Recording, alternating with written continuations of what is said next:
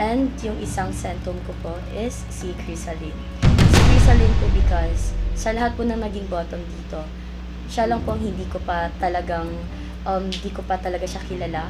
Kasi since nandito siya, she's been very quiet, napakatahimik niya po.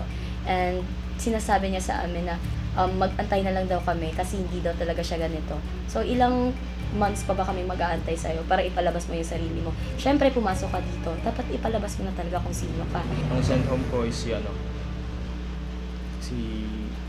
Crisaline. Alam natin lahat na bagong sisi siya pero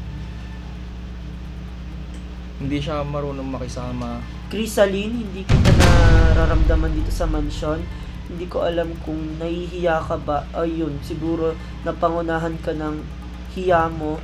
Kaya hindi ka masyadong nag-expand dito sa loob ng mansyon. One sent home ko ay si Jai. Si Jai yung one sent home ko kasi especially ngayon sa challenge namin ngayon na physical challenge, sobrang mahirap siyang magiging kalaban. So what more sa mga susunod pa ng mga araw. And okay naman si Jai, pero yun nga, talaga sa mga physical challenge mahirapan ako katulad ng mga nangyari sa amin kanina.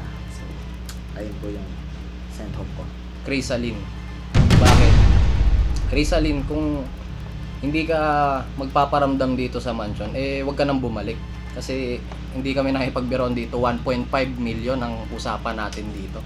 Sent home ko si Noah. Si Noah, nakikita ko bumababa siya ngayon. Dati nagtutulungan sila ng kambal niya, pero ngayon kasi nakikita ko parang nagkakaroon sila ng inggitan through spender, ganon. Kaya nahahatak pababa yung isa. Yung sent home ko naman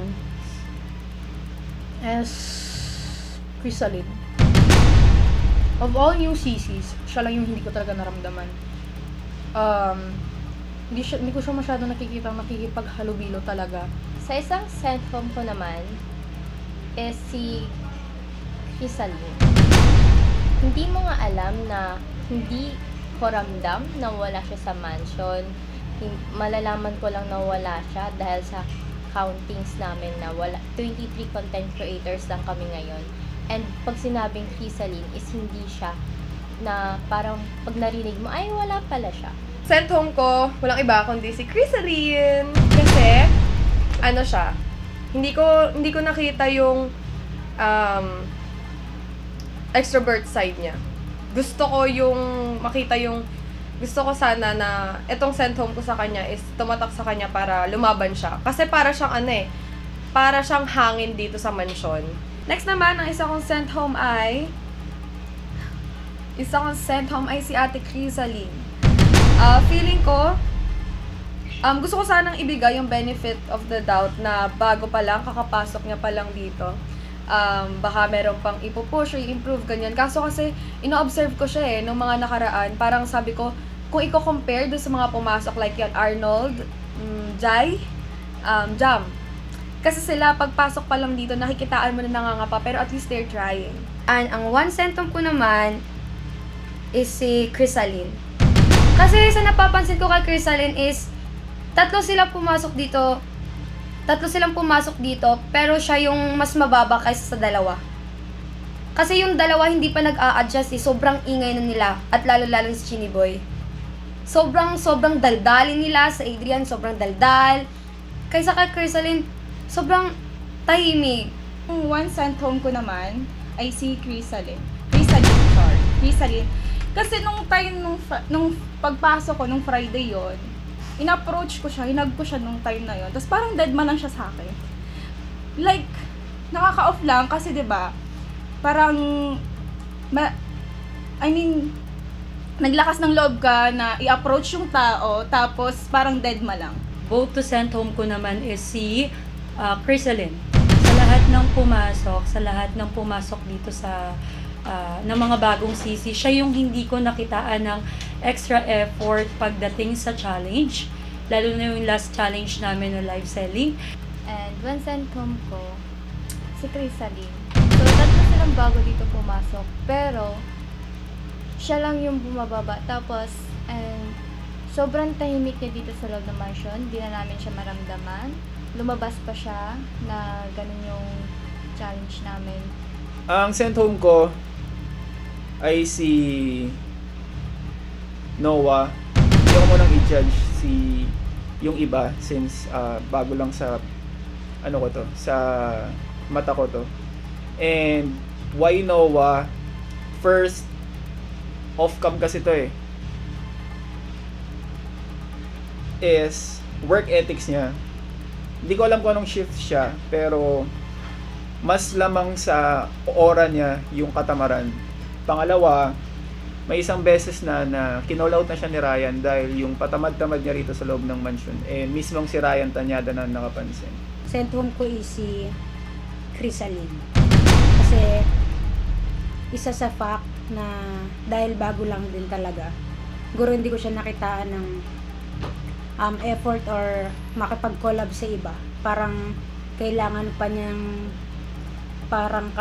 niya na tawagin pa bago lumapit or wala siyang initiative. And ang aking sent home naman ngayong gabi ay si Crisaline. Alam niyo naman po lahat na si Crisaline ay ang aking nakasama mula sa FNC ng isang gabi hanggang sa pagpasok ko dito sa mansion. So, si Crisaline, actually si Crisaline mabait siya, kaso hindi natin, for me hindi ko siya nakikitaan ng effort kahit sa mga contents niya. Like, meron kaming one time na pinipicturean ko siya, tinutulungan ko siya sa aesthetic niya. Tapos medyo haggard siya tignan. Sabi ko, be, promotion yan. Like, mag-ayos ka naman, ayusin mo yun. Tapos sabihin niya lang na, hindi na be, okay na yan, may maipost lang. Syempre, as a content creator dito sa mansion, kailangan natin ng quality, di ba? Syempre, para di tayo mahiya. One sent home ko naman si Crisaline. For the entire week na napag-stay niya dito sa mansion, wala akong masyadong nakikitang nag-i-exert siya ng effort dito. And sayang yung opportunity na binigay sa kanya dito. Sent home ko naman ay syempre walang iba kundi si Crisaline. Si Ate Crisaline kasi hindi ko siya naramdaman simula nung pagpunta niya dito sa mansion hanggang ngayon. Ang sent home ko naman ngayon is si Crisaline dahil hindi siya ramdam dito sa loob ng mansion. And pagpasok niya pa lang sobrang hina, so parang kulang na kulang yung pinapakita niya rito sa loob ng mansion. Sent home ko si Crisaline. Hindi ko siya nararamdaman dito sa loob.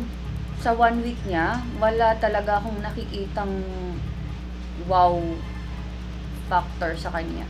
And ang one sent home ko naman, si Crisaline. Kasi one thing lang kay Crisaline na parang ayoko. Nagkaroon kasi dito ng issue kakapasok niya lang ng about nakawan ng jacket. Then, kinonfront ko siya doon and binigyan ko siya ng advice kung paano niya mapuprove yung self niya pagdating doon sa bagay na yun sa pagkuha niya ng jacket. Pero parang sa kanya, parang binaliwala niya lang yun. Kasi parang sa ginawa niya, parang hinayaan niya kami na ang tingin na lang sa kanya is kung kinuha niya nga talaga yung jacket. One sent home ko is si Crisaline. Why Crisaline? Kasi sobrang anong tawag dito? Sobrang sinungaling siya. Kasi kinuha niya yung jacket ko na hindi naman kanya. And talagang naghanap pa kami ng, sabi ko sa kanya, saan yung proof mo na meron kang jacket na ganito, ganyan. Wala siyang mapakita, which is naging guilty siya.